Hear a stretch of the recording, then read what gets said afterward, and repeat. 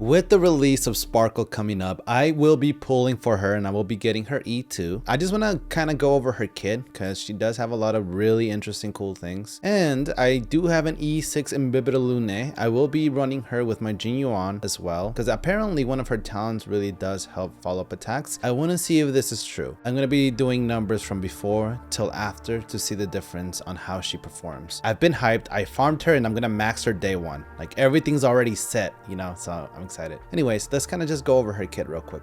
I guess we can start off with her basic attack. It doesn't really do much. It just does damage of 50% of her like overall attack. Not really significant, and honestly this stat kind of doesn't matter, so it's kind of like, yeah, just pretty useless. It does help because she will regenerate a bit of energy when she does a normal attack, and that's because of her trace 1. So initially if she just auto attacks, she's just gonna get 10 energy back, which is really nice. Her skill, one of the biggest things to level up. Dream Driver increases the crit damage of an ally by 12% of Sparkle's crit damage plus 20% for 1 turn, and advances an ally's action forward by 50%. When Sparkle uses this ability on herself, the action advance effect is not triggered. The advance forward doesn't really matter too much. It might help a little bit with rotations depending on which character you're gonna use, but I really do like the increase in crit damage of an ally by 12% of Sparkle's crit damage plus 20% for 1 turn. So that is a massive buff. So if your character is already doing 170 and then you're adding part of her crit damage, you can be dealing like maybe like 200 plus crit damage in 1 single turn, which is insane. We have the ultimate. Sparkle recovers 4 skill points for the team and grants all allies Cypher. So the ultimate is pretty interesting because it does correlate with its talent. When ally with Cypher triggers the damage boost effect provided by Sparkle's talent, each stack additionally increases its effect by 6%,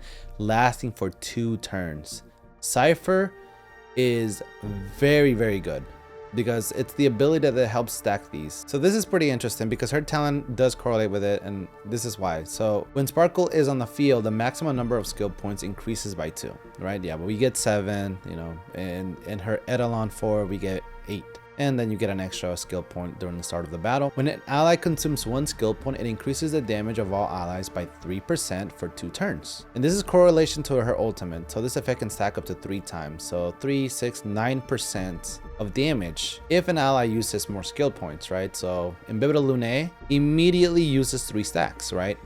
So you're immediately going to get 9% boost damage when you use your skill with Imbibitor Lunea. So remember, by activating our talent, aka our 3 skill points, you immediately activate her second effect on the ultimate that says, when allies with Cypher trigger the damage boost effect provided by Sparkle's talent, each stack additionally increases its effect by 6%.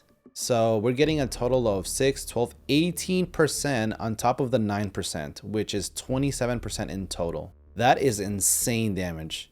And then once we unlock her Trace 2, the crit damage boost effect provided by Sparkle's skill will extend until the start of the target's next turn. And I think this is the talent.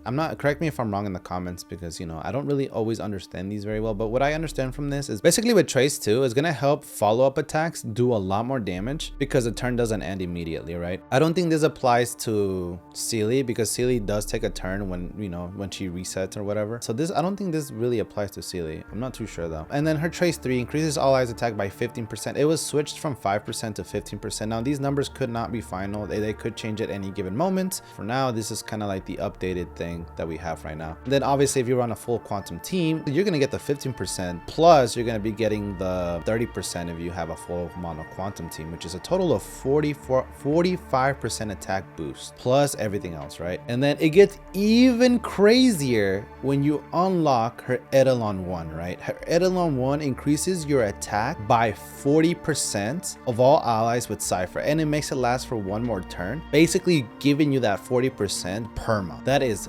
ridiculous. I already do with my Imbibitor Lunea.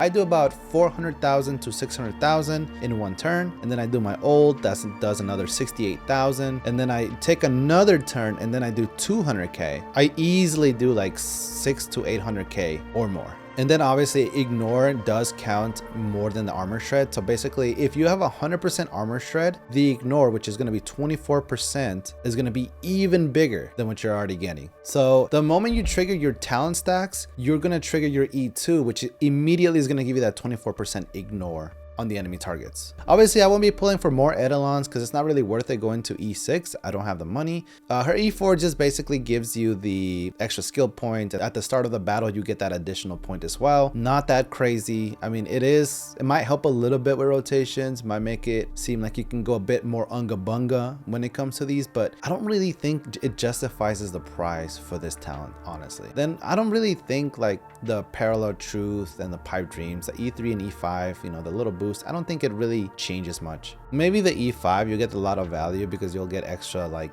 boost in terms of like helping your allies, but other than that, I don't really see her E3 that big. Now her E6, it increases the crit damage boost effect with Sparkle's skill, additionally increases by 30% of Sparkle's crit damage, and when she uses her skill, the crit damage boost effect applies to allies currently with Cypher. Basically a Farina kind of like buff, right? She buffs your entire team. Crit damage. Then when Sparkle uses her ultimate, this effect spreads to all allies with Cypher should the allied target have the crit damage increase effect provided by the skill active on them. That is insane. So basically it just buffs your whole team an extra 30% crit damage, which is pretty nuts.